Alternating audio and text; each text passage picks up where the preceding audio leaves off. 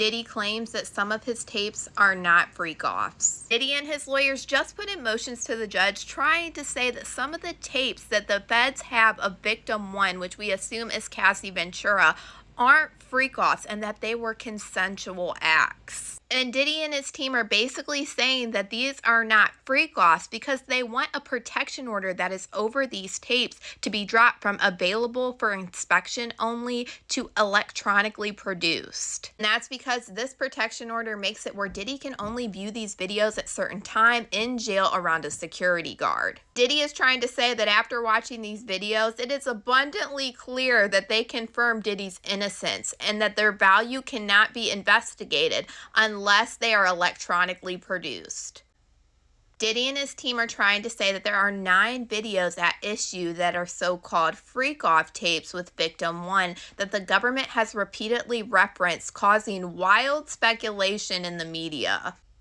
And they're saying, contrary to what the government has led the court and the public to believe, the so-called freak-offs were private activities between fully consenting adults in a long-term relationship. That didn't sound like Cassie Ventura's lawsuit against you, Diddy, that you settled in 24 hours. Diddy is trying to say that these videos show that victim 1 not only consented, but thoroughly enjoyed herself. These recordings corroborate what witnesses have told the government that victim 1, we don't know what it says. They're also trying to claim that the recordings also refute the allegations that Diddy kept these videos as collateral. These videos were not on Mr. Combs' devices and were not seized from his homes. Rather, victim 1 kept these videos on her own devices for years and produced them to the government herself. I think Diddy literally forgets all the videotapes that the government actually took also out of his home. Also go on to say, despite media reports, these 9 videos with victim 1, who we assume is Cassie Ventura, do not depict freak-off parties. There are no secret cameras, no group sessions, no other celebrities involved, no underground tunnels, no minors, and not so much of a hint of coercion or violence. Far from the government's descriptions, the videos show adults having consensual relations, plain and simple.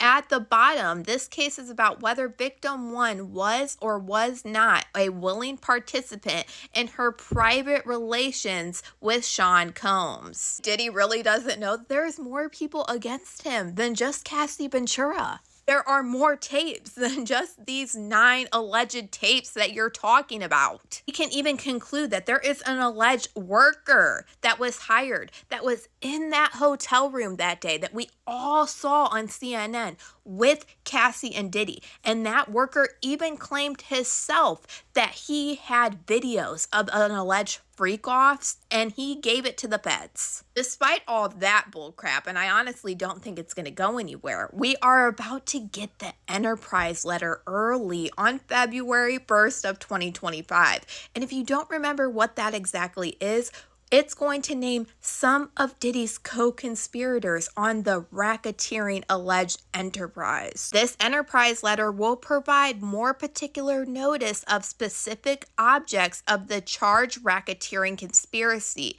including the dates, time, places, and the participants for each racketeering act. We are about to start getting into the most interesting parts of Diddy's trial and everything that's going on with Diddy in the next few weeks. I honestly have quite a few things to talk about with Diddy today, especially the new Peacock documentary that came out, because there are some bombshells in that documentary, baby. So don't forget, just in case we do lose TikTok, please go over and support me over on my YouTube channel, KadishaLynn, and I will also add these documents so you guys can read them all yourself over on my Patreon, also at KadishaLynn. But for now, y'all let me know what you guys think about all this in the comments.